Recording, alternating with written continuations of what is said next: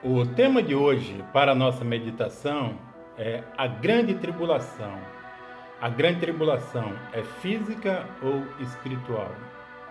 Este tema tem sido alvo de grandes debates entre os estudiosos da Bíblia. Está dividido em três principais grupos: pré-tribulação, mesotribulação e pós-tribulação. Quase sempre a grande tribulação está ligada à volta de Jesus, ao arrebatamento da igreja e ao início do milênio. Para um melhor entendimento desse tema, vamos buscar resposta na Bíblia Sagrada, que é a luz da revelação de Deus. Primeiro tema: a grande tribulação é no corpo ou na alma? Apocalipse 7:13. E um dos anciãos me falou, dizendo: estes que estão vestidos de vestes brancas, quem são e de onde vieram? E eu disse-lhe: Senhor, tu sabes. E ele disse-me: esses são os que vieram da grande tribulação e lavaram as suas vestes e as branquearam no sangue do Cordeiro. Por isso estão diante do trono de Deus e os servem de dia e de noite no seu templo. E aquele que está sentado sobre o trono os cobrirá com a sua sombra. Nunca mais terão fome, nunca mais terão sede, nem sol, nem calma alguma cairá sobre eles. Existe uma grande diferença entre a grande tribulação e as aflições desse mundo. As aflições desse mundo são físicas e todos haveremos de passar. Estamos falando de guerras, terremotos, epidemias, perseguições e morte. Porém, para a grande tribulação é preciso de uma maior atenção, porque não estamos falando de perseguição de igreja, anticristo, a marca da besta ou algo parecido que já ouvimos falar. A grande tribulação está ligada ao sofrimento da alma após a morte. Na parábola do rico e Lázaro fica ainda mais claro o entendimento desse tema, que diz assim: estando rico no Hades, clamou dizendo: Pai Abraão, tem misericórdia de mim, porque estou atormentado nessa chama. Então ele lhe respondeu: Filho, lembra-te de que recebeste os teus bens na tua vida e Lázaro somente males. E agora este é consolado e tu atormentado. No início da criação, Deus fez o homem para ser imortal, para viver eternamente no paraíso. Após o pecado, Adão e Eva foram expulsos do paraíso, dando início às aflições desse mundo. Por consequência do pecado, o homem se tornou mortal. Disse Deus: Tu és pó e ao pó retornarás. Após a morte, corpo e alma desciam à sepultura para aguardar o remidor. De Adão até Cristo, a alma do homem estava aprisionada. Foi um longo período de espera. A grande tribulação para esses foi temporária e durou até a morte e a ressurreição de Cristo. O projeto da salvação para Israel teve início no chamado de Abraão e se estendeu até Cristo. Foram 42 gerações.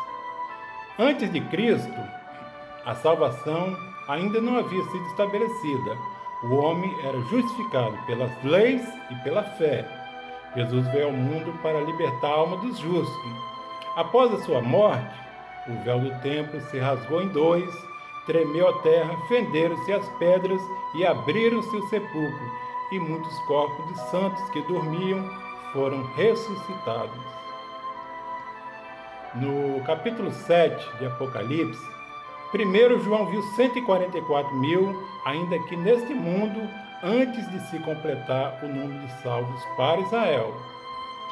E depois dessas coisas, ainda no capítulo 7, João viu uma multidão a qual ninguém podia contar, de todas as nações e tribos e povos e línguas que estavam diante do trono e perante o Cordeiro, dando assim a entender o tempo do breve, conforme Romanos 8:1. Portanto, agora nenhuma condenação há para os que estão em Cristo Jesus e que não andam segundo a carne, mas segundo o Espírito. Este é o novo e vivo caminho que, após o derramado do Espírito Santo, foi estabelecido para todos. Segundo tema: como será a volta de Cristo? João capítulo 14. Não se turbe vosso coração, credes em Deus, credes também em mim. Na casa de meu pai há muitas moradas, se não fosse assim, eu vou-lhe teria dito, vou preparar-vos lugar. E quando eu for e vos preparar lugar, virei outra vez e vos levarei para mim mesmo, para que onde eu estiver, estejais vós também. No final do seu ministério, num momento de intimidade com os seus discípulos, Jesus começou a revelar os mistérios da sua volta. Vejamos os ensinos de Jesus nesse capítulo. Ao ser questionado por Simão Pedro acerca do seu destino, Jesus lhe respondeu: para onde eu vou, não podes agora seguir-me, mas depois me seguirás. Disse-lhe Tomé: Senhor, nós não sabemos para onde vais, e como podemos saber o caminho? Disse-lhe Jesus: eu sou o caminho, a verdade e a vida. Ninguém vem ao Pai senão por mim. E disse Felipe: Senhor, mostra-nos o Pai, o que nos basta. Disse-lhe Jesus: estou há tanto tempo convosco e não me tendes conhecido, Felipe? Quem me vê a mim, vê o Pai, e como dizes tu, mostra-nos o Pai.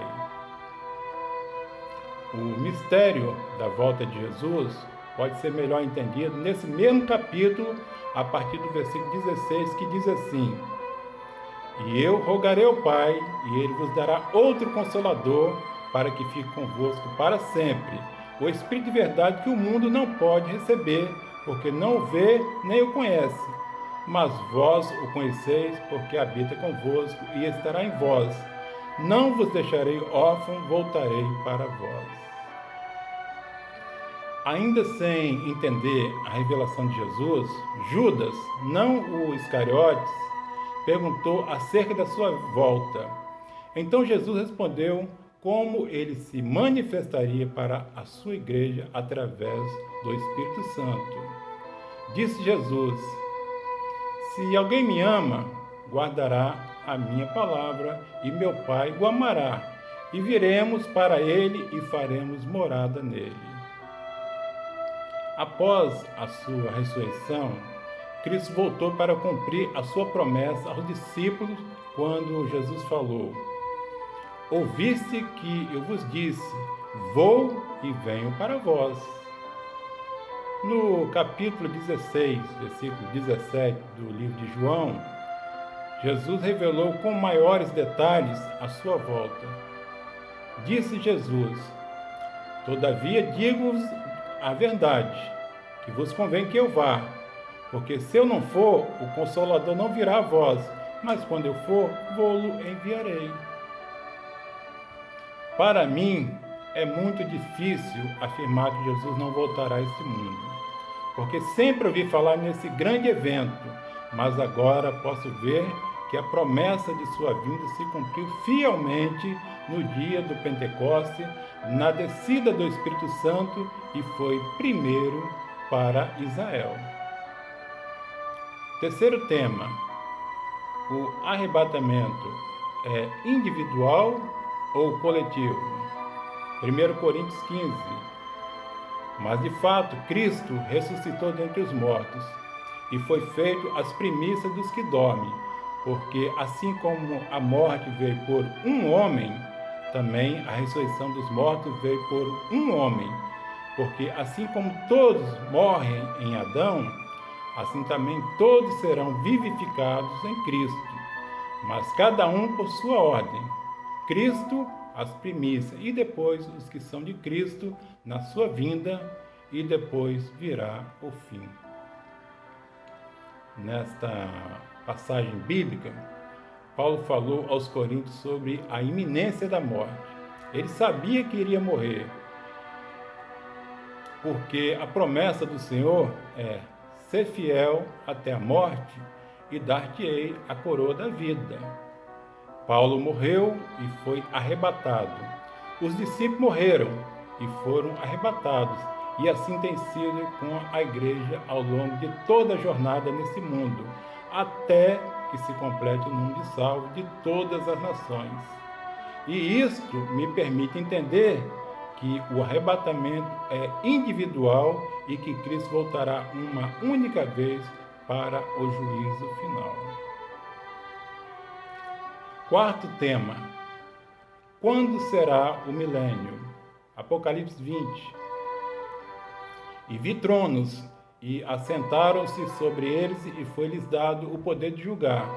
E vi as almas daqueles que foram degolados pelo testemunho de Jesus e pela palavra de Deus, e que não adoraram a besta, nem a sua imagem, e não receberam o sinal em suas testas, nem nas suas mãos, e viveram e reinaram com Cristo durante 1000 anos. João foi arrebatado ao céu e viu o Cordeiro sobre o monte Sião, e aqueles que tinham escrito em suas testas o nome de seu pai, e cantavam como cântico novo diante do trono e diante dos 4 animais e dos anciãos. E ninguém podia aprender aquele cântico, senão os 144.000 que foram comprados da terra, conforme a promessa de Jesus aos 12 apóstolos, que está em Mateus 19, 27. Então Pedro, tomando a palavra, disse-lhe: eis que nós deixamos tudo e te seguimos, que receberemos? Jesus disse-lhe: em verdade vos digo que vós que me seguiste, quando na regeneração o Filho do Homem se assentar no trono da sua glória, também vós assentareis sobre 12 tronos para julgar as 12 tribos de Israel. Cristo venceu e se assentou no trono da sua glória, e com ele os seus discípulos para julgar as 12 tribos de Israel. Diante da promessa de Jesus aos seus discípulos, eu entendo que o milênio já aconteceu e já estamos vivendo os últimos dias, como diz as Escrituras. Se ouvirdes hoje a sua voz, não endureçais os vossos corações.